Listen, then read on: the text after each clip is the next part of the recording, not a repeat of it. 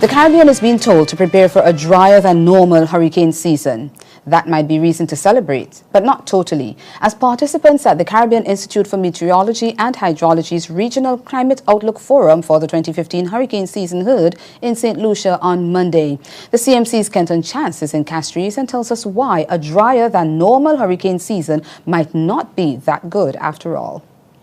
What we can expect for the wet season or the hurricane season, so that means between today and the end of November, is that the temperatures are going to feel hotter than usual, and that is pretty much throughout the whole Caribbean.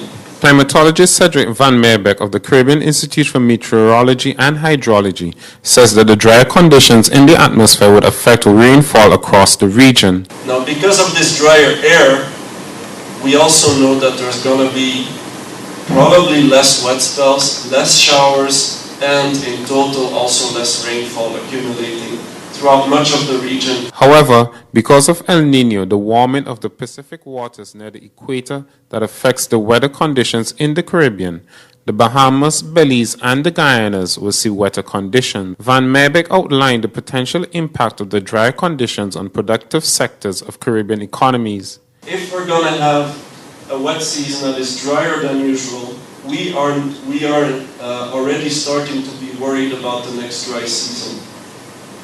Why? The dry season is our tourism season. That is when most of our water is being used, not just by tourists, but also extinguishing fires when it's drier. Also by the farmers if they want to irrigate. There are many different sectors that would use more water in the dry season. And our water reservoirs are not recharged in the dry season, they're recharged in the wet season before that. Farmer Anthony Herman tells CMC that the prediction is frightening for him and other members of the Bellevue Farmers Cooperative in southwestern St. Lucia. When we hear of the threat of droughts that's going to be lengthened this year and going into next year, and this to me is frightening. Frightening in the sense that I don't think that we as a government, we as a people have created the resilience that is necessary to combat drought. Herman knows firsthand about the impact of drought, his latest experience being this year, where low rainfall forced the government to declare a water emergency. One of my biggest impact is almost 70% loss of my cashew crop.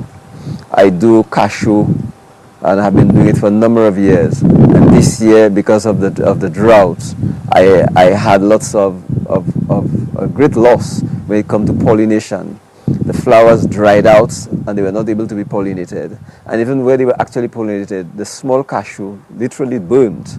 And that has caused me great economic loss. If there is any good in this situation, it is the fact that the early information gives stakeholders a chance to prepare. We have longer time to prepare for that severe dry season that we're going to probably have next year. Could it be like 2009, 2010? Well, if it's going to be any of the years between now and a couple of years from now, it's likely to be this year. Kenton Chance, CMC News, Castries, St. Lucia.